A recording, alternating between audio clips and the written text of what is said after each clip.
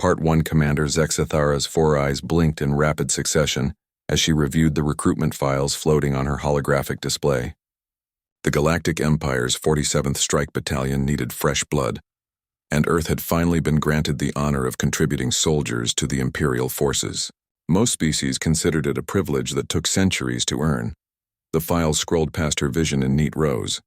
Humans were an oddity in the galaxy, a young species that had barely mastered faster-than-light travel when they encountered the Empire. Yet something about their psychological profiles intrigued the military advisors. They showed remarkable adaptability and an unusual willingness to engage in what other species considered suicidal tactics. "Bring in the next candidate," she commanded, her voice carrying the authority of someone who had served the Empire for over 3 centuries. The door hissed open, and Zexathara's attention snapped to the figure entering her office. The human appeared smaller than the previous candidates, with shoulder-length dark hair pulled back in a regulation style and wearing the standard recruit uniform. The name on the file read Alex Chen, with a specialization listed as Precision Marksman. "Take a seat, recruit." Zexathara gestured to the chair across from her massive desk. Her office aboard the Imperial dreadnought Eternal Dominion was designed to intimidate. Walls lined with trophies from a dozen conquered worlds, weapons from extinct civilizations, and holographic displays showing the vast reach of the Empire. Alex sat down with a straight posture, hands folded neatly. There was something in those dark eyes that made Zexathara pause. Most recruits showed either fear or desperate eagerness to please. This human displayed neither. "Your test scores are impressive," Zexathara began, manipulating the holographic display to show Alex's results. "Physical conditioning above average for your species, tactical assessment in the 97th percentile, and your marksmanship scores." She paused, double-checking the numbers. "These can't be correct. No recruit achieves perfect scores across all distance categories. The scores are accurate, Commander," Alex replied in a calm voice. Zexathara's mandibles clicked, a sign of irritation among her species. "Recruit Chen, I've been evaluating soldiers for longer than your entire civilization has existed. Overconfidence will get you and your squad mates killed." "I understand, ma'am. I'm not being overconfident. I'm stating a fact." The commander's four eyes focused intently on the young human. There was no boastfulness in the tone, no swagger in the posture. Just quiet certainty that somehow felt more unsettling than outright arrogance would have. "Tell me about your background, recruit. Your file mentions previous military experience, but the details are classified at a level above my clearance." This was unusual. Zexathara held the rank of Imperial Commander and had access to nearly all military records within the Empire. Alex shifted slightly in the chair. "I served with Earth's military forces before the integration protocols were established. Special operations, primarily reconnaissance and elimination of high-value targets." "Elimination?" Zexathara leaned forward. "You mean you were an assassin?" "Sniper, ma'am." "There's a difference." The commander pulled up Alex's physical profile again. The human was listed at 5'6" and 140 pounds, small even by human standards, which were already considered diminutive by galactic norms. Most Imperial soldiers stood 7 to 8 feet tall and possessed natural armor plating or enhanced musculature. The Empire's enemies are not like the conflicts on your homeworld, recruit. We face species with advanced technology, natural advantages, and centuries of combat experience. The Kethmori Raiders stand 9 feet tall with acid for blood. The Vexani can survive in the vacuum of space and see across 17 different spectrums of light. What makes you think your human limitations won't get you killed in the first engagement?" Alex's expression didn't change. "Because humans don't fight the way other species expect, Commander. We've spent our entire evolutionary history being smaller, weaker, and slower than the things trying to kill us. We learned to compensate. Compensate how? By being more persistent, more adaptable, and more ruthless than anything we faced. A human sniper doesn't just eliminate targets, ma'am. We study them, learn their patterns, understand their weaknesses, and then we wait. Sometimes for days, sometimes for weeks. When we finally take the shot, it's not just about accuracy, it's about patience, calculation, and the willingness to do whatever it takes to complete the mission." Zexathara accessed Alex's classified files again, frustrated by the redacted information. Something about this recruit's background was significant enough to warrant secrecy at the highest levels of command. Your previous commanders speak highly of your abilities, she said, reading between the lines of heavily censored reports. But they also note some concerning behavior patterns, difficulty with authority, tendency to operate independently, and what one report describes as an unsettling dedication to mission completion. I follow orders, Commander, but I also believe in getting results. The Empire values discipline above results, recruit. A soldier who cannot follow commands is a liability regardless of their individual skills. Alex nodded. I understand the chain of command, ma'am, but I also understand that sometimes the best way to follow orders is to interpret them creatively. The commander's mandibles clicked again. This human was proving to be more complex than anticipated. Most recruits either cowered before her authority or tried to impress her with bravado. Alex seemed genuinely unconcerned with making a good impression, which was either refreshing or dangerous. You'll be assigned to Squad 7 under Lieutenant Vorndak, Zexathera decided. He's a Korthak veteran with experience managing unconventional troops. Your first deployment will be to the Helix Nebula region, where Imperial forces are dealing with persistent raider attacks on supply convoys. Understood. Commander. One more thing, recruit. Zexathera leaned back in her chair, all four eyes focusing on Alex. The Empire has specific rules about engagement protocols, prisoner treatment, and acceptable tactics. Your Earth military may have operated under different guidelines, but here you will follow Imperial doctrine precisely. Is that clear? Crystal clear, ma'am. Alex stood and saluted in the formal Imperial style, then turned to leave. As the recruit reached the door, Zexathera called out, Chen. Yes, Commander? What was your confirmed kill count during your service on Earth? For the first time during the interview, Alex hesitated. The pause lasted only a moment, but it was noticeable. That information is classified, ma'am. After Alex left, Commander Zexathera sat alone in her office, staring at the redacted files. Something about that young human bothered her in ways she couldn't articulate. There had been no trace of deception in any of the answers, but also no hint of the emotional responses she expected from someone discussing their military background. She made a mental note to monitor Squad 7's performance closely during their upcoming deployment. The Empire had a long history of integrating new species into its military structure, but humans remained an unknown quantity. Their psychological profiles suggested capabilities that seemed almost too good to be true, coupled with behavioral patterns that defied easy categorization. As her aide entered with the files for the next batch of recruits, Zexathera found herself wondering if accepting humans into the Imperial military had been a wise decision. Time would tell whether Alex Chen would prove to be an asset or a liability to the Empire's goals. Part 2. The Imperial transport ship, Steadfast Resolve, hummed through hyperspace toward the Helix Nebula, its massive hull cutting through the cosmic winds like a blade through water. In the ship's cramped barracks section, Squad 7 was getting acquainted with their newest member. Lieutenant Vorndak stood nearly 8 feet tall, his reptilian hide scarred from countless battles across the Empire's expanding frontier. His yellow eyes studied the human recruit with undisguised skepticism. The rest of Squad 7 clustered around Alex like curious predators examining unfamiliar prey. So this is the famous human, rumbled Sergeant Thox, a Korthak warrior whose species was known for their incredible strength and natural armor plating. You're smaller than I expected. Alex looked up at the massive alien soldiers surrounding the bunk. Besides Thox, there was Corporal Zinn, a 6-armed Nexari whose species excelled at multitasking and rapid weapons manipulation. Private Kelm was a Vorthon, one of the few species in the galaxy with natural electromagnetic abilities. The final member was Private Yex, whose crystalline Taldori physiology made him nearly indestructible. Size isn't everything, Alex replied, unpacking gear from a regulation duffel bag. In combat it is, Thox countered, flexing arms that were thicker than Alex's entire torso. How do you expect to carry Imperial standard equipment? Our rifles weigh more than you do. Alex pulled out a sleek black case from the bottom of the bag. I brought my own equipment. Lieutenant Vorndak's eyes narrowed. Imperial regulations require standard-issue weapons for all squad members. What you carried on Earth won't work against galactic-level threats. With respect, sir, I disagree. Alex opened the case, revealing a rifle that looked nothing like Imperial technology. Where Empire weapons were bulky and designed for overwhelming firepower, this weapon appeared almost delicate, all clean lines and precision engineering. Corporal Zinn's forearms gestured dismissively. That looks like a toy compared to proper military hardware.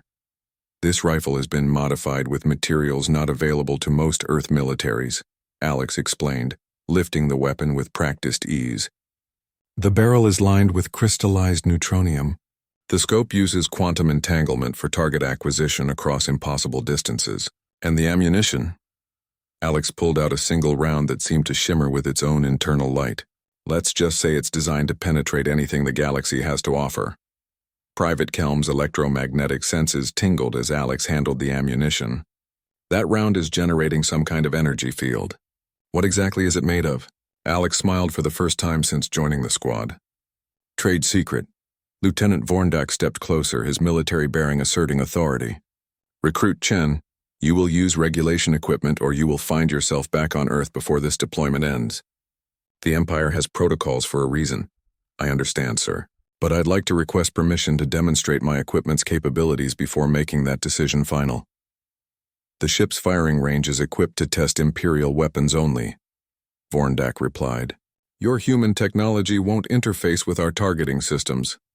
I don't need targeting systems, sir. Just something to shoot at. The lieutenant's reptilian features shifted into what might have been amusement. Very well, recruit.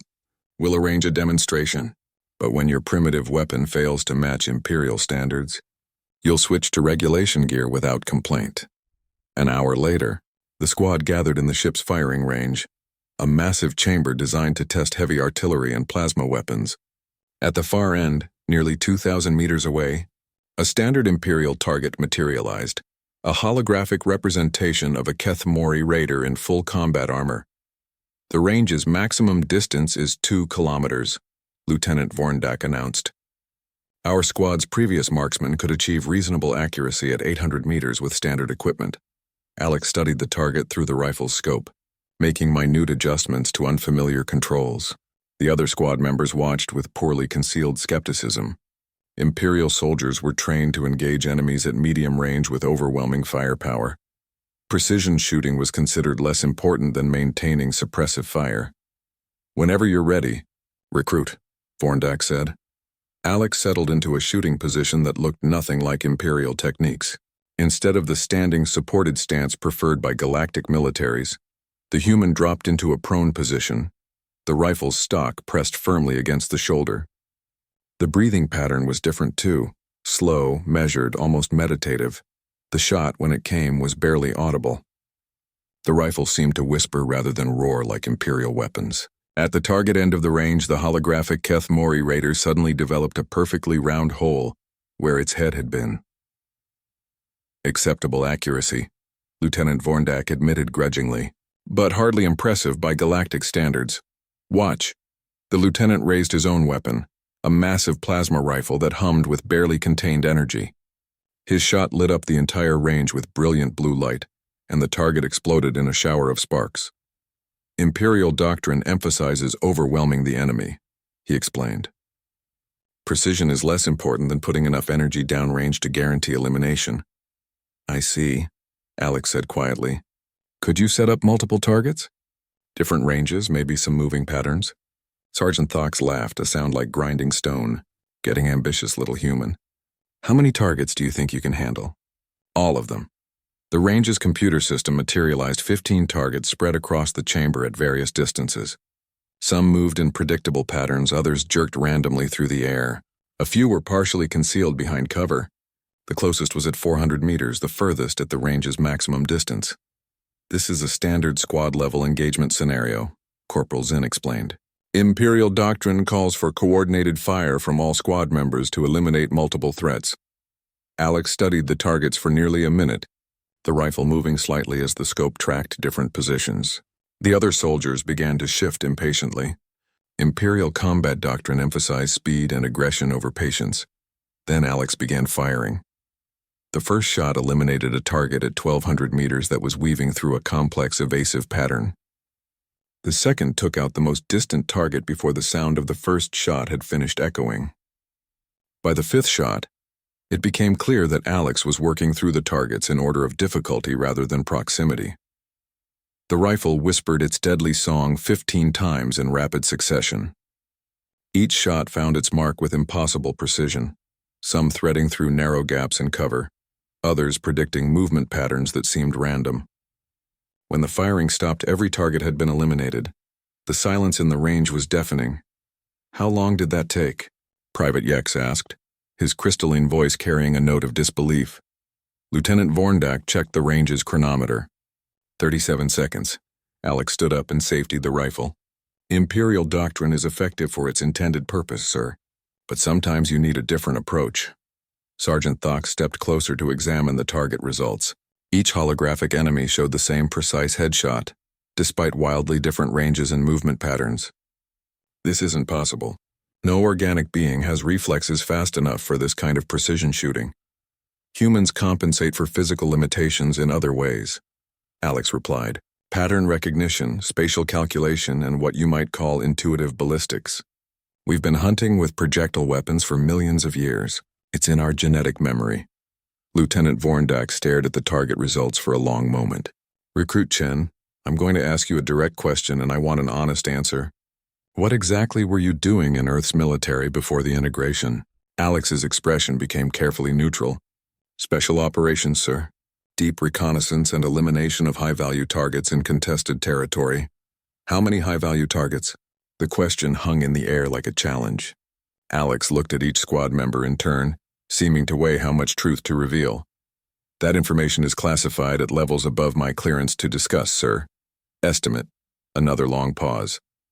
When Alex finally spoke, the voice was quiet and matter-of-fact enough that my Earth command stopped. Counting after the first few hundred, the silence that followed was broken only by the range's environmental systems cycling air through the chamber. 5 veteran Imperial soldiers, each representing the elite of their species' military tradition, stared at a small human who had just casually mentioned a kill count that exceeded their combined total. Lieutenant Vorndak was the first to find his voice. "You're telling me that you personally eliminated hundreds of enemy combatants?"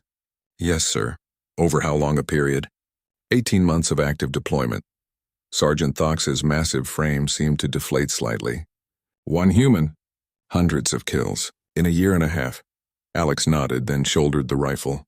"If there's nothing else, sir, I should clean my weapon and prepare for the mission briefing."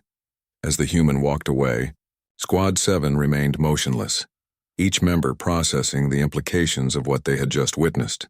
The Empire's military doctrine was built around the assumption that individual soldiers were replaceable components in a larger machine. The idea that a single combatant could have such devastating effectiveness. Part 3. The Helix Nebula stretched across space like a cosmic whirlpool of gas and stellar debris, its swirling clouds providing perfect cover for raiders and pirates. The Imperial convoy Fortune's Edge moved through the nebula's outer rim, its 3 cargo ships heavily laden with rare metals destined for the Empire's core worlds. Alex crouched in the observation deck of the escort frigate Vigilant Strike, watching the nebula's hypnotic patterns through the reinforced viewport. Squad 7 had been deployed as part of the convoy's security detail, a routine assignment that Lieutenant Vorndak assured them would be good practice for the human. "Sensors are picking up multiple contacts," announced Ship's Officer Kekstar from the bridge. "Configuration matches known raider vessels, possibly Kethamori or Vexani pirates." Alex moved to the tactical display, studying the incoming threats with professional interest. The raiders were approaching from multiple vectors, using the nebula's interference to mask their exact numbers and positions. Standard Imperial response protocol calls for the escort ships to form a defensive perimeter around the cargo vessels. Lieutenant Vorndak explained to Alex while the ship's crew rushed to battle stations. "We'll board one of the cargo ships and help coordinate defensive fire from there." "That's a mistake, sir," Alex said quietly. The lieutenant's reptilian features hardened. "Excuse me? The raiders aren't trying to destroy the cargo ships, they're trying to capture them. If we bunch up defensively, we're playing into their strategy. They'll use overwhelming numbers to break through at one point, then board and take control of the ships from the inside." Sergeant Thox's massive frame filled the doorway as he entered the observation deck. "The human thinks they know better than Imperial naval doctrine?" Alex pulled up the tactical display and began highlighting raider movements. Look at their approach pattern. They're not coming in for a direct assault. They're herding the convoy toward that debris field. Once we're trapped against the asteroids, they can board us at their leisure. Lieutenant Vorndak studied the display for a moment, then activated his communication system. Bridge, this is Squad 7. What's the convoy's current heading? Maintaining course toward the Helix station, sir, came the reply. Navigation is taking us through the Broken Crown debris field to avoid the worst of the nebula's interference. Alex pointed at the display. That's exactly where they want us to go. The debris field limits our maneuverability and provides cover for boarding craft. What do you suggest, recruit? Vorndak asked, his tone suggesting he was humoring the human more than seriously considering tactical advice. We need to break their coordination before they can execute their plan. Take out their command ship, and the rest will either flee or attack piecemeal. Corporal Zinn's forearms gestured at the tactical display. There are at least a dozen enemy vessels out there. How do you propose to identify their command ship, let alone eliminate it? Alex studied the raider formations moving through the nebula. The command ship will be hanging back, coordinating the attack from a position of relative safety. It'll be the one not moving toward the convoy. The display showed 11 contacts approaching the Imperial ships, but Alex was right. One vessel remained stationary approximately 15,000 kilometers away, hidden in a particularly dense part of the nebula. Even if you're correct, Private Kelm pointed out, that ship is well outside the range of our weapons. Imperial naval doctrine doesn't include precision strikes at extreme distance. Imperial naval doctrine doesn't include humans, Alex replied, checking the rifle's scope calibration. Lieutenant Vorndak's eyes widened as he understood what the human was suggesting. You want to make a ship-to-ship sniper shot? Through 15,000 kilometers of charged gas and electromagnetic interference? The nebula's interference will actually help, Alex explained, making minute adjustments to the rifle's settings. It'll mask the shot's energy signature and make return fire nearly impossible. This is insane, Sergeant Thox rumbled. Even if you could somehow calculate ballistics across that distance, you'd be firing through a viewport. The structural compromise alone could kill everyone on this deck. Alex moved to the viewport and began examining its construction. Military-grade transparent aluminum, designed to withstand direct hits from small craft weapons. It should handle the rifle's discharge without problem. The ship shuddered as the first raider vessels engaged the escort frigates. Through the viewport, Alex could see brilliant flashes of energy as Imperial and pirate ships exchanged fire. Sir, came an urgent voice from the bridge. Cargo ship Prosperity is reporting boarding parties. They've breached the hull in multiple locations. Lieutenant Vorndak made a decision that would later be cited in Imperial tactical manuals. Do it. Alex settled into shooting position, the rifle stock pressed firmly against the shoulder. Through the scope, the distant command ship was barely visible as a dark spot against the nebula's swirling gases. The range was so extreme that even with quantum targeting, the shot would require calculations that pushed human abilities to their absolute limits. The other squad members watched in tense silence as Alex began the delicate process of acquiring the target. The rifle remained motionless for nearly 30 seconds as the human processed range, wind drift, gravitational effects, and the electromagnetic interference generated by the nebula itself. When the shot came, it was almost anticlimactic. The rifle whispered its deadly song and the viewport flexed slightly but held firm. At the far end of the scope's range, nothing seemed to happen for several seconds. Then the Raider command ship exploded.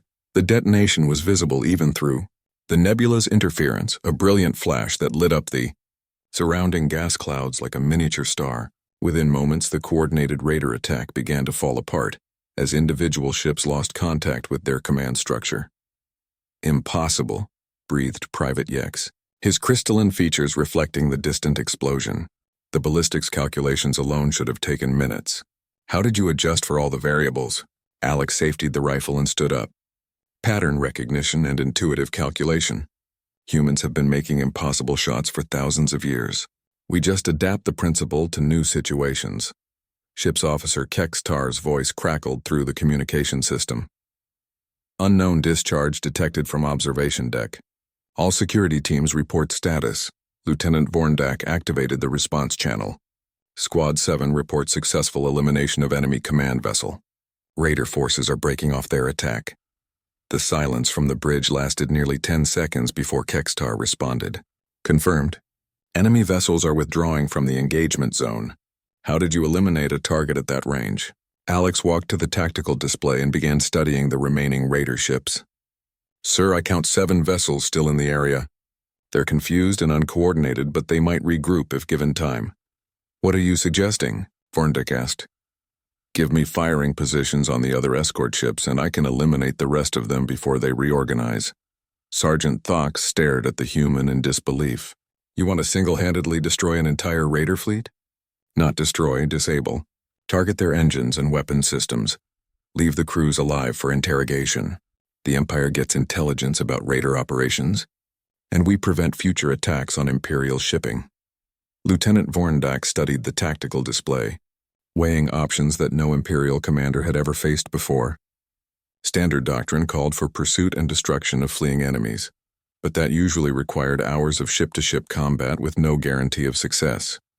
Bridge, this is Lieutenant Vorndek. We need firing positions on both escort frigates for precision strikes against remaining Raider vessels. Sir, came the confused reply. Just do it. Over the next 20 minutes, Alex moved between 3 different ships, taking carefully aimed shots that disabled Raider vessels without destroying them.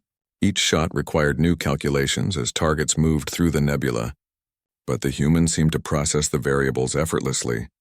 When the last Raider ship lost power and began drifting helplessly in space, the convoy's communication channels buzzed with reports and questions.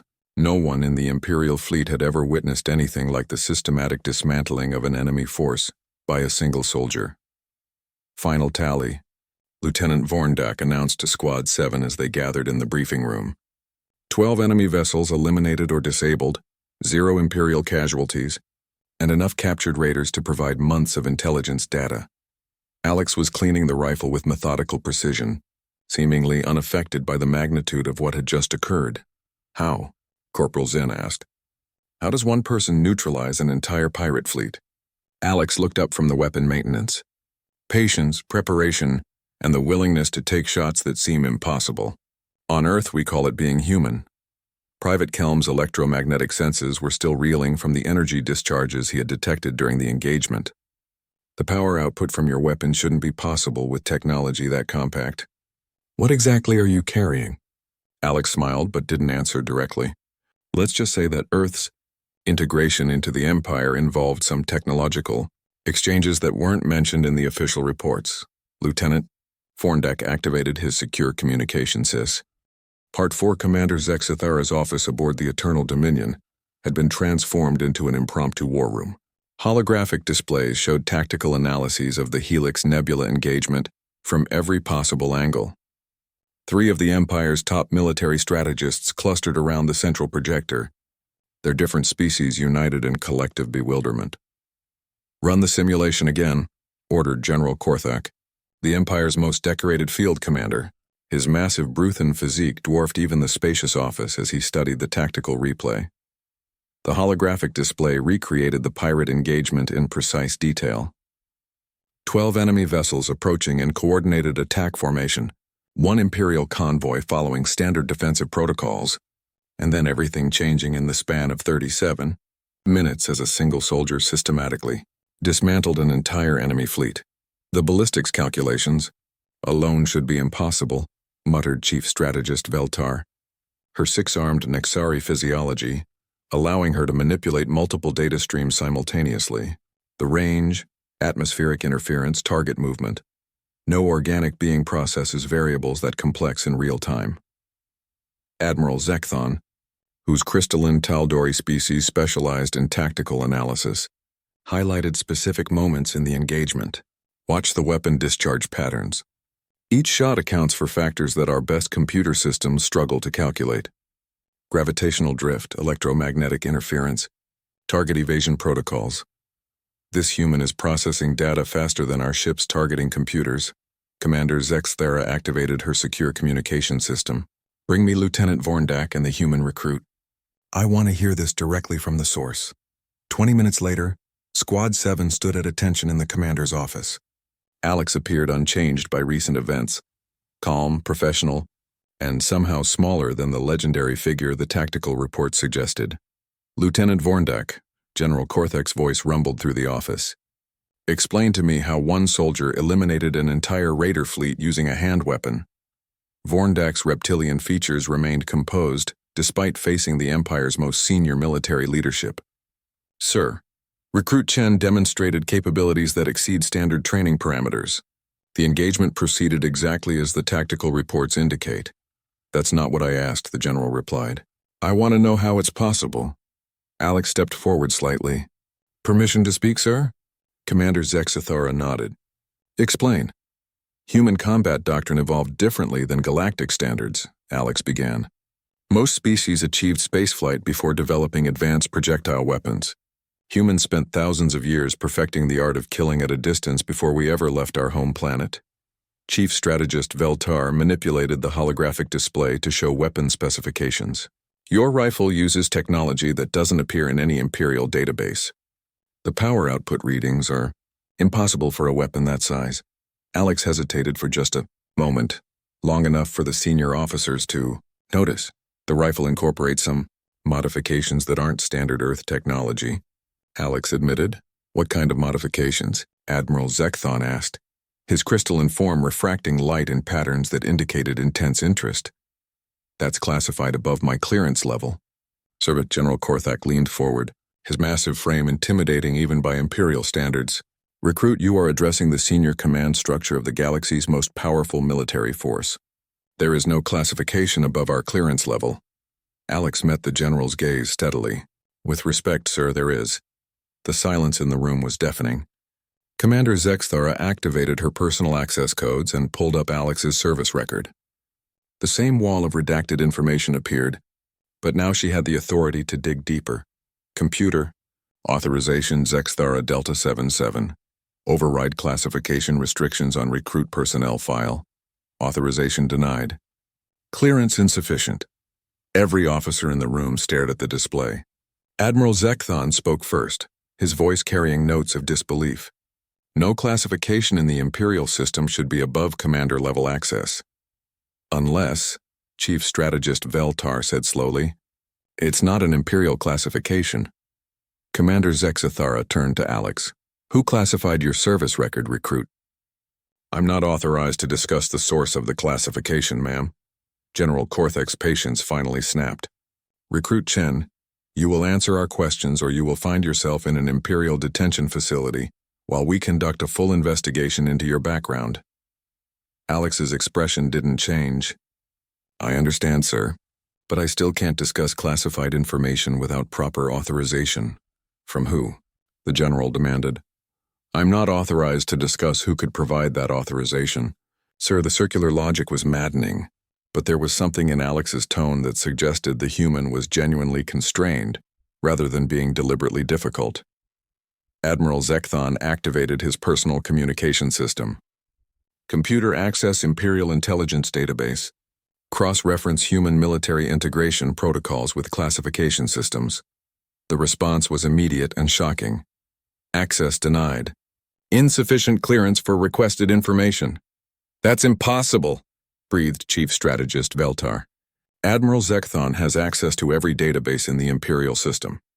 Commander Zexathara studied Alex with growing unease. Recruit, I'm going to ask you a direct question. Is Earth's integration into the Empire exactly what it appears to be? Alex seemed to consider the question carefully. Ma'am, Earth was invited to join the Empire after demonstrating technological capabilities that impressed Imperial observers. The integration process proceeded according to established protocols. That's not an answer, General Korthak growled. It's the only answer I'm authorized to give. Sir. Lieutenant Vorndak spoke for the first time since entering the office.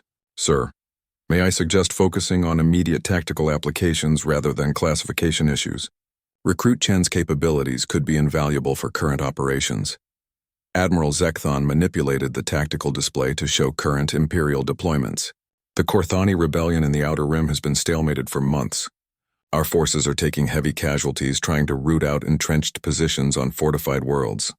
What kind of entrenched positions? Alex asked. The Admiral highlighted several planetary systems where Imperial forces were bogged down in brutal ground campaigns. heavily fortified defensive complexes, usually built into mountain ranges or underground facilities. The rebels have managed to create killing fields that negate our numerical advantages. Alex studied the tactical displays with professional interest. What's the typical engagement range for these fortifications? Between 2 and 5 kilometers, Chief Strategist Veltar replied. The rebels use the terrain to force our ground forces into predictable approach routes, then eliminate them with mass defensive fire. I could help with that, Alex said quietly. General Korthak's massive frame shifted forward. Explain. Long-range precision elimination of defensive positions. Take out their command and control systems. Their heavy weapons emplacements, maybe a few key personnel. Create confusion and disorganization before Imperial forces advance. From what range? Admiral Zekthon asked. Alex considered the question. Depends on the terrain and atmospheric conditions. Probably 8 to 12 kilometers for high-value targets. Longer if necessary. The senior officers exchanged glances. Imperial doctrine called for ground assaults supported by orbital bombardment, but political considerations often limited the use of ship-to-surface weapons. 12 kilometers? Chief Strategist Veltar's voice carried a note of disbelief. Through planetary atmosphere with gravity and wind effects, humans have been making long-range shots through Earth's atmosphere for centuries, Alex replied. The principles scale up. Commander Zexthera made a decision. General Korthak, I recommend immediate deployment of Recruit Chen to the Korthani Theater. Field testing under combat conditions. What about classification issues? The general asked. We'll table them for now. If this human can help end the Korthani rebellion, we'll worry about their mysterious background later. Alex spoke up. Sir, I'll need my full equipment loadout for extended operations. Not just a rifle. What other equipment? Admiral Zekthon asked. Specialized ammunition, targeting systems, field gear designed for extended solo operations. Everything is currently stored in Earth's military depot facility. Chief Strategist Veltar pulled up shipping manifests from Earth. According to these records, your planet shipped standard personal equipment only, no mention of specialized gear. The specialized gear wouldn't appear on standard manifests, Alex replied. Why not? Because it's not technically supposed to exist. The room fell silent again as the implications sank in. Earth had integrated into the Empire, but apparently the integration involved secrets that even Imperial Command didn't know about. General Korthak activated his command authorization. Priority deployment order. Transport Recruit Chen and Squad 7 to the Korthani Theater immediately. Full combat loadout authorization for all specialized equipment requests. Sir, Commander Zexthera added, I recommend minimal publicity about this deployment. If Earth has been selective about their technological disclosure, we should probably keep this quiet until we understand. Part 4 Commander Zexathara's office aboard the Eternal Dominion had been transformed into an impromptu war room. Holographic displays showed tactical analyses of the Helix Nebula engagement from every possible angle. 3 of the Empire's top military strategists clustered around the central projector. Their different species united in collective bewilderment. Run the simulation again, ordered General Korthak, the Empire's most decorated field commander. His massive Bruthan physique dwarfed even the spacious office as he studied the tactical replay. The holographic display recreated the pirate engagement in precise detail. 12 enemy vessels approaching in coordinated attack formation, 1 Imperial convoy following standard defensive protocols, and then everything changing in the span of 37 minutes as a single soldier systematically dismantled an entire enemy fleet. The ballistics calculations alone should be impossible, muttered Chief Strategist Veltar, her 6-armed Nixari physiology, allowing her to manipulate multiple data streams simultaneously. The range, atmospheric interference, target movement, no organic being processes variables that complex in real time. Admiral Zekthon, whose crystalline Taldori species specialized in tactical analysis, highlighted specific moments in the engagement. Watch the weapon discharge patterns. Each shot accounts for factors that our best computer systems struggle to calculate. Gravitational drift, electromagnetic interference, target evasion protocols. This human is processing data faster than our ship's targeting computers. Commander Zexathera activated her secure communication system. Bring me Lieutenant Vorndak and the human recruit. I want to hear this directly from the source. 20 minutes later, Squad 7 stood at attention in the commander's office. Alex appeared unchanged by recent events. Calm, professional, and somehow smaller than the legendary figure the tactical report suggested. Lieutenant Vorndak, General Korthak's voice rumbled through the office. He explained to me how one soldier eliminated an entire raider fleet using a hand weapon.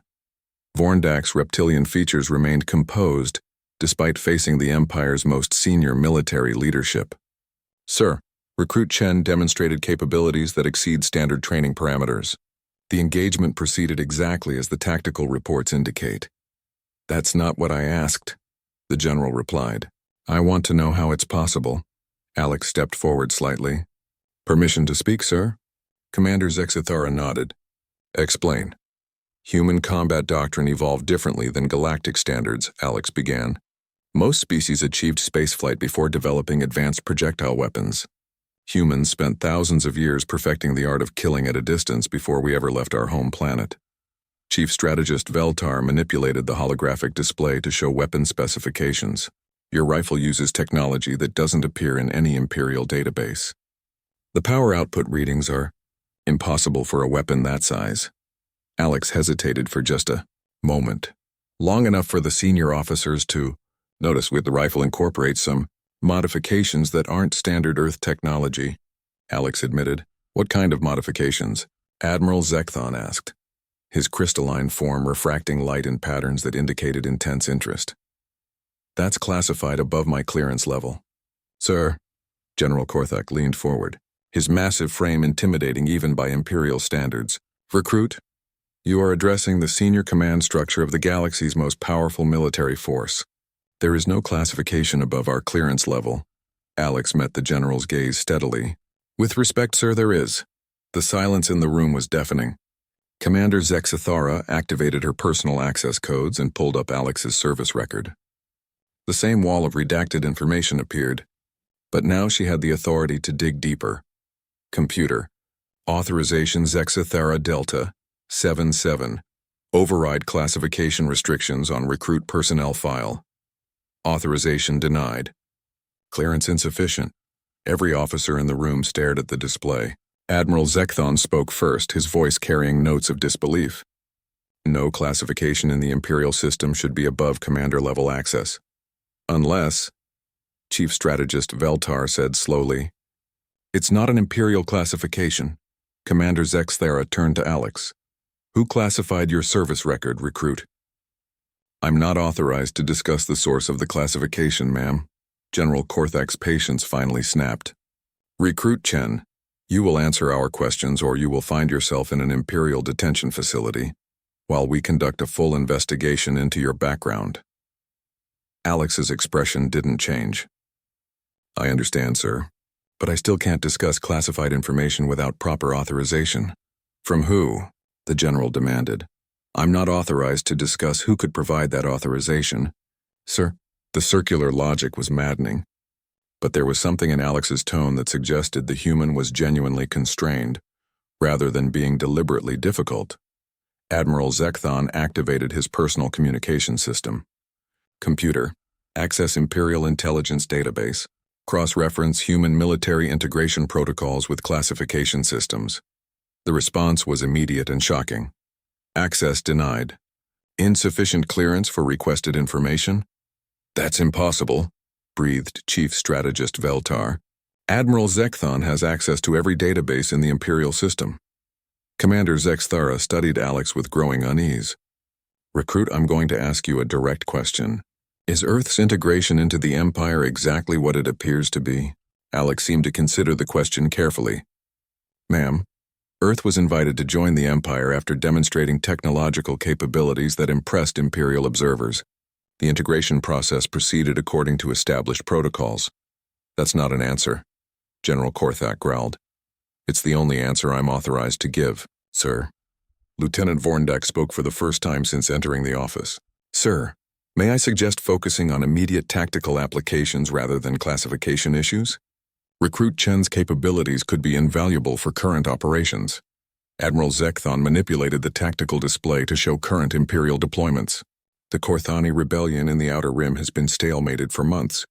Our forces are taking heavy casualties trying to root out entrenched positions on fortified worlds. What kind of entrenched positions? Alex asked. The Admiral highlighted several planetary systems where Imperial forces were bogged down in brutal ground campaigns. Heavily fortified defensive complexes, usually built into mountain ranges or underground facilities. The rebels have managed to create killing fields that negate our numerical advantages. Alex studied the tactical displays with professional interest. What's the typical engagement range for these fortifications? Between 2 and 5 kilometers, Chief Strategist Veltar replied. The rebels use the terrain to force our ground forces into predictable approach routes, then eliminate them with mass defensive fire. I could help with that, Alex said quietly. General Korthak's massive frame shifted forward. Explain. Long-range precision elimination of defensive positions.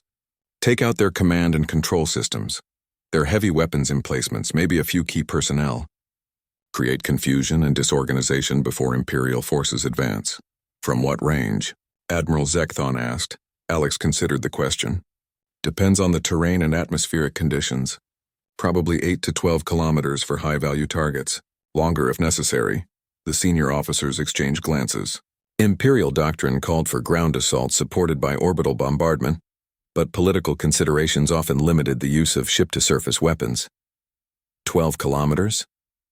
Chief Strategist Veltar's voice carried a note of disbelief. Through planetary atmosphere with gravity and wind effects, humans have been making long-range shots through Earth's atmosphere for centuries, Alex replied. The principals scale up. Commander Zexathara made a decision. General Korthak, I recommend immediate deployment of Recruit Chen to the Korthani Theater. Field testing under combat conditions. What about classification issues? The general asked. We'll table them for now. If this human can help end the Korthani rebellion, we'll worry about their mysterious background later. Alex spoke up. Sir, I'll need my full equipment loadout for extended operations. Not just the rifle. What other equipment? Admiral Zekthon asked. Specialized ammunition, targeting systems, field gear designed for extended solo operations. Everything is currently stored in Earth's military depot facility. Chief Strategist Veltar pulled up shipping manifests from Earth. According to these records, your planet shipped standard personal equipment only, no mention of specialized gear. The specialized gear wouldn't appear on standard manifests, Alex replied. Why not? Because it's not technically supposed to exist. The room fell silent again as the implications sank in. Earth had integrated into the Empire, but apparently the integration involved secrets that even Imperial Command didn't know about. General Korthak activated his command authorization. Priority deployment order.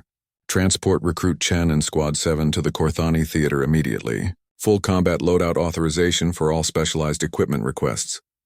Sir, Commander Zexthera added, I recommend minimal publicity about this deployment.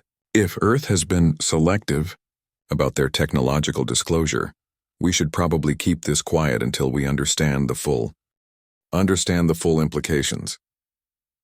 As the meeting broke up, Alex remained at attention while the senior officers filed out. General Korthak paused at the door. Recruit, one final question.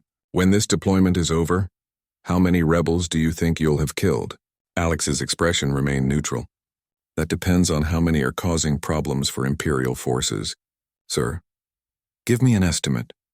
Enough to end the rebellion. After everyone left, Commander Zexathara stood alone in her office, staring at the classified file that refused to yield its secrets. Something about Earth's integration into the Empire was not what it seemed, and she had a growing suspicion that the galaxy was about to dispart. 5. The planet Korthani Prime sprawled before the Imperial landing craft like a fortress world designed by paranoid architects. Jagged mountain ranges created natural defensive corridors, while deep valleys offered perfect ambush positions for entrenched rebel forces. For 8 months, the Empire's ground troops had been locked in a brutal stalemate against insurgents who knew every cave, every ridge, and every killing field on their homeworld. Alex stood at the craft's observation port, studying the terrain through enhanced optics while Squad 7 prepared for insertion.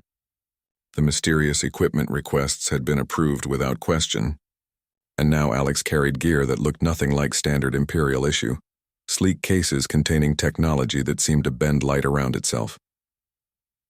Insertion Point Alpha is hot. announced the pilot over the communication system. Rebel forces have been monitoring Imperial landing patterns. They'll have the zone pre-targeted with artillery. Lieutenant Vorndak studied the tactical display showing their assigned drop zone. Standard Imperial protocol calls for suppressive orbital bombardment before ground insertion. No orbital bombardment, Alex said quietly. It'll just alert them that something unusual is happening. How else do we clear the landing zone? Sergeant Thox asked, his massive frame squeezed into combat gear designed for smaller species.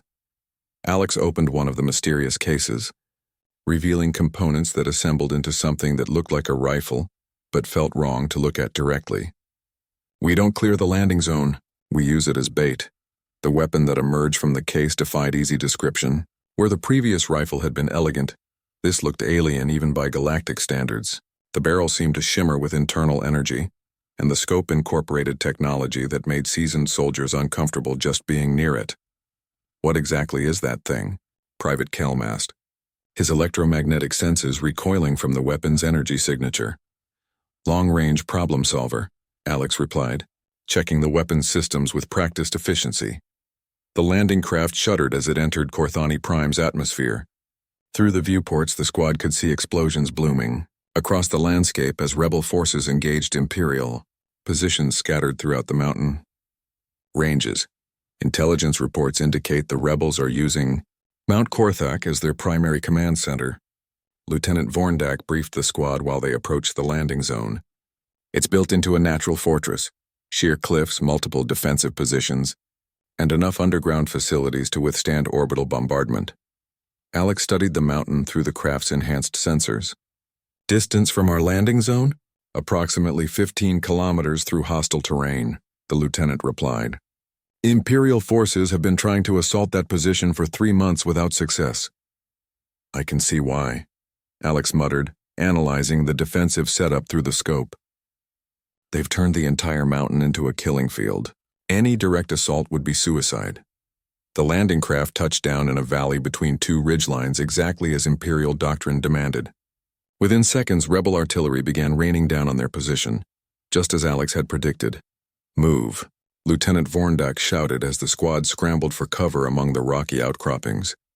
But Alex didn't move toward cover. Instead, the human began assembling additional equipment from the mysterious cases, devices that looked like they belonged in a laboratory rather than on a battlefield. What are you doing? Corporal Zinn demanded as artillery shells exploded around their position. Giving them exactly what they expect, Alex replied, activating devices that began projecting false energy signatures across the valley.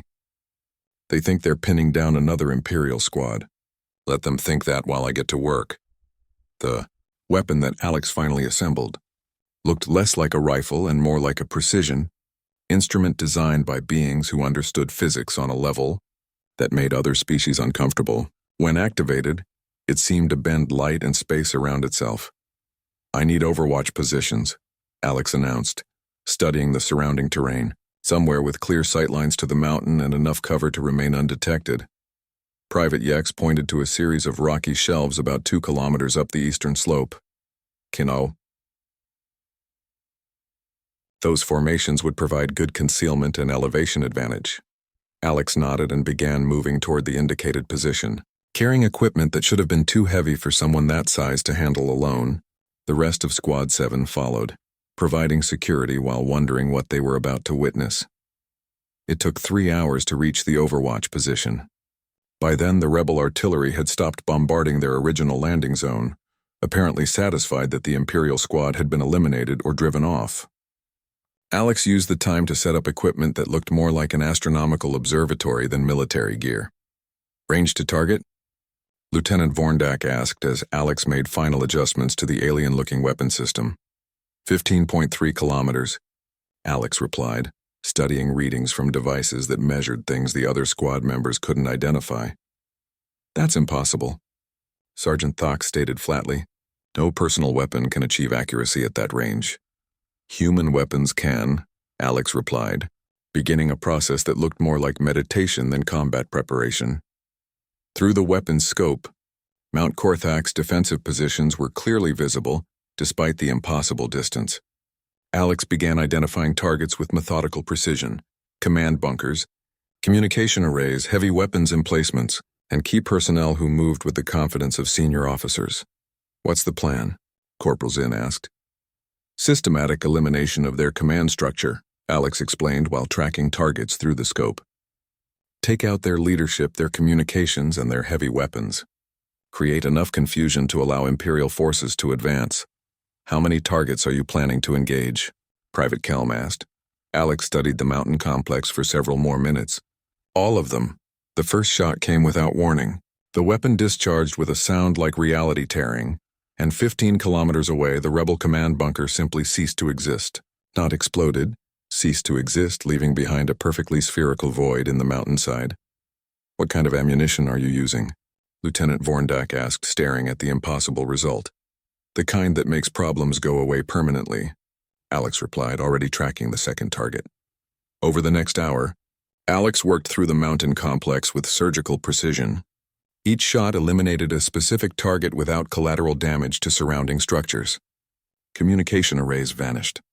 Heavy weapons emplacements disappeared. Key personnel were removed so cleanly that other rebels didn't immediately realize what was happening. "This is impossible," Private Yex breathed, watching through magnification devices as the rebel fortress was systematically dismantled by an invisible force. "Human impossible or galactic impossible?" Alex asked while tracking another target. "Any kind of impossible," the crystalline soldier replied. By the time Alex finished, Mount Korthak's defensive complex had been reduced to a confused collection of survivors with no leadership, no communications, and no heavy weapons. Through the tactical communication network, Squad 7 could hear Imperial ground forces advancing across terrain that had been impassable for months. "Imperial command to all units," came the broadcast. "Rebel resistance has collapsed across all fronts. Primary defensive positions have been neutralized by unknown means. Advance and secure objectives." Lieutenant Vorndak activated his communication system. "Squad 7 to Imperial Command. Target elimination complete. Squad 7, report your status. Satellite reconnaissance shows massive destruction at rebel positions, but we're not detecting any Imperial weapons fire." "Confirmed, Command. Specialized tactics were employed." Explained specialized tactics. Alex was already packing the alien weapon system away, making the components disappear into cases that seemed larger inside than outside. "Tell them it was precision strikes using advanced human military technology." "Command, precision strikes using advanced human military technology." The silence from Imperial Command lasted nearly 30 seconds. "Squad 7, what is advanced human military technology?" Alex finished packing and shouldered gear that should have been impossible for one person to carry. "Tell them they don't have clearance for that information." Lieutenant Vorndak hesitated, then spoke into the communicator. "Command, that information is classified above standard Imperial clearance levels." "By whose authority?" Alex was already moving, covered just how much humans had been holding back. The war against the Korthani rebellion was about to become a very different kind of conflict. Part 6, the Imperial Council chamber aboard the flagship Sovereign Authority, had never hosted a meeting quite like this one.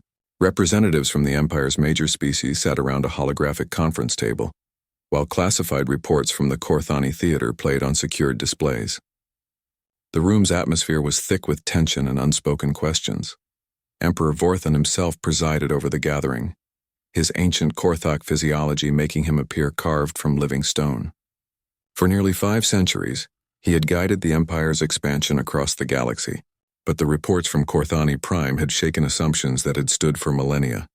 "Explain to me," the Emperor's voice rumbled through the chamber, "how a single soldier ended a rebellion that had resisted Imperial forces for 8 months. General Korthak activated the tactical displays, showing before and after reconnaissance of Mount Korthak.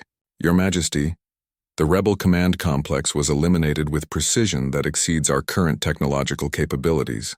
No orbital bombardment, no heavy artillery, no massive ground assault, just systematic removal of strategic targets from extreme range. Defense Minister Quelthar, representing the Nexari species, manipulated additional data streams with her 6 arms. The energy readings from the engagement don't match any known weapon systems. Whatever the human was using operates on principles our science divisions can't explain." "One human," Emperor Vorthon repeated slowly. against an entrenched enemy force that had been holding their position for months. Admiral Zekthon's crystalline form shimmered as he spoke.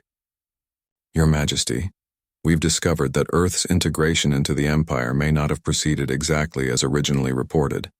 The Emperor's 4 eyes focused intently on the Admiral. Elaborate. The human recruit service records are classified at levels that exceed Imperial Command authority. When we attempted to access information about their background and equipment, we encountered security protocols that shouldn't exist within our systems. Intelligence Director Mexlar, a shadowy figure whose species preferred to operate behind the scenes, activated additional displays. We've conducted a comprehensive review of Earth's integration process. The initial contact reports indicated a young species with limited military capabilities and basic technological development. And now? The Emperor asked. Now we suspect those reports were deliberately misleading. The chamber fell silent as the implications sank in. The Empire had encountered thousands of species during its expansion, but none had ever successfully concealed their true capabilities during first contact. Show me the humans' kill count, Emperor Vorthon commanded. Intelligence Director Mexlar hesitated. Your Majesty, we've been unable to access that information despite using our highest level clearances. Estimate. General Korthak pulled up the available engagement records. Based on observed performance in the Helix Nebula and Korthani theaters, plus fragmentary references to previous Earth military service, we believe the confirmed kill count numbers in the thousands. Thousands. Defense Minister Quelthar's voice carried notes of disbelief. For a single soldier? Possibly tens of thousands, Admiral Zekthon added quietly. Emperor Vorthon rose from his throne, his massive frame dominating the chamber. Bring me this human. Immediately. 3 hours later, Alex stood at attention in the Imperial Council chamber, flanked by Squad 7 and facing the most powerful beings in the known galaxy.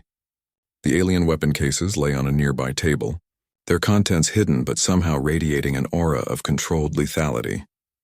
Recruit Chen. Emperor Vorthon's voice carried the weight of absolute authority. You will answer my questions truthfully and completely. Is that understood? Yes, Your Majesty. Within the limits of my authorization. There are no limits to my authorization within this empire. Alex met the Emperor's gaze steadily. With respect, Your Majesty, there are. The temperature in the room seemed to drop several degrees. No one had ever directly contradicted the Emperor in open council. Explain, the Emperor commanded, his voice dangerously quiet. Earth's integration into the Empire was conducted under specific agreements that include certain restrictions on information sharing. Intelligence Director Mexlar leaned forward. What kind of restrictions? Technological disclosure limitations, strategic capability classifications, and operational security protocols that supersede standard Imperial authority. Defense Minister Kelthar's 6 arms gestured at the weapon cases. Where did Earth acquire technology that exceeds Imperial capabilities? We developed it ourselves, Alex replied. In the decades since first contact? Admiral Zekthon asked. We've been developing it much longer than that. General Korthak activated the tactical displays showing Alex's recent engagements. How many enemies have you personally eliminated during your military career? Alex paused, seeming to weigh the response carefully. Your Majesty, that number is classified under Earth's strategic security protocols. I am ordering you to provide that information, Emperor Vorthon declared. I understand, Your Majesty, but I am not authorized to comply with that order. The silence that followed was deafening. Emperor Vorthon had ruled the galaxy for 5 centuries, and no one had ever refused a direct Imperial command. Who does have the authority to declassify this information? The Emperor asked, his voice carrying undertones that made lesser beings flee in terror. Earth Command has that authority, Your Majesty. Summon Earth Command. They're not currently available for consultation, Your Majesty. Why not? Alex's expression remained carefully neutral. They're busy with other projects. Intelligence Director Mexlar activated secure communication channels. Computer, establish priority contact with Earth Command Authority. Unable to comply. Earth Command is currently engaged in operations that require communication isolation. What operations? Defense Minister Quelthar demanded. The computer's response sent shockwaves through the chamber. That information is classified above Imperial Command clearance levels. Emperor Vorthon stared at Alex for a long moment. Recruit Chen, I'm going to ask you one final question, and I expect a truthful answer. Is Earth's military capability significantly greater than what was disclosed during integration? Yes, Your Majesty. How much greater? Substantially greater, Your Majesty. Could Earth's military forces pose a threat to Imperial security? Alex hesitated for just a moment. Your Majesty, Earth considers the Empire to be valued allies and partners. We have no hostile intentions toward Imperial interests. That's not what I asked. It's the only answer I'm authorized to provide. Your Majesty. General Korthak pulled up Galactic defense assessments. How many soldiers like you does Earth have? I'm not particularly exceptional by Earth standards, sir. I'm just good at my job. The Emperor's four eyes widened. You're telling me that Earth has more soldiers with your capabilities? Earth has soldiers with a wide range of capabilities, Your Majesty. Some specialize in different areas. Admiral Zekthon's crystalline form flickered with rapid calculations. If one human could end the Korthani rebellion in a single day, what could 1,000 humans accomplish? Alex's expression became very serious. Admiral, I respectfully suggest that's not a question you want answered through practical demonstration. Defense Minister Quelthar activated emergency protocols. Your Majesty, we may need to reconsider Earth's status within the Empire. No, Emperor Vorthon said quietly. We need to understand it. He turned back to Alex. Recruit Chen, I'm going to make you an offer. Help us understand Earth's true capabilities, and I'll guarantee that this information remains classified at the highest Imperial levels. The Empire has no desire for conflict with humanity. Alex considered the offer carefully. Your Majesty, I can provide general information about human military philosophy and training methods, but specific technological capabilities and strategic assessments remain classified. Acceptable. Begin with human military philosophy. Alex took a deep breath. Humans approach warfare differently than most galactic species. We don't rely on superior technology or physical advantages. Instead, we focus on identifying critical vulnerabilities in enemy systems and exploiting them with surgical precision. The weapons you carry, Intelligence Director Mexlar asked, are they standard issue for Earth forces? They're standard issue for my specialization, Alex replied. Other specializations carry different equipment. How many different specializations does Earth maintain? Alex smiled, but it wasn't reassuring. Your Majesty, humans have been perfecting the art of warfare for thousands of years. We have specialists for every conceivable combat scenario. Emperor Vorthon settled back on his throne, processing implications that reached far beyond military considerations. Recruit Chen, final question. Why did Earth choose to integrate with the Empire? Alex's expression became thoughtful. Because the Empire offered humanity something we'd been looking for. What? Worthy opponents to test ourselves against. The silence in the chamber stretched for nearly a minute as the Empire's leadership absorbed the full implications of that statement. They had assumed Earth wanted protection, technology, or the benefits of galactic civilization. Instead, humanity had joined the Empire for the challenge. Emperor Vorthon made a decision that would reshape the galaxy's power structure. Recruit Chen, you're promoted to the rank of Imperial Special Operations Advisor, with full authority to deploy human military assets as needed for Imperial security. Thank you, Your Majesty, but I'll need to confirm that appointment with Earth Command. Of course you will, the Emperor sighed. As Alex left the chamber with Squad 7, Emperor Vorthon turned to his advisors. Gentlemen, we've discovered that our newest member species may also be our most dangerous. I suggest we make very certain that humanity continues to consider us allies rather than opponents. The Empire had spent millennia expanding across the galaxy, confident in their technological and military superiority, but now they faced the uncomfortable realization that they had unknowingly invited apex predators to join their civilization. In the corridors outside the council chamber, Alex walked alongside Squad 7, carrying cases containing weapons that had just ended a rebellion and redefined galactic politics. The galaxy was about to learn that humans had been holding back, and the implications of that discovery would echo across star systems for generations to come. The Empire thought they had recruited a sniper. They had actually acquired something far more dangerous: a species that had been preparing for galactic warfare long before they ever left their home planet.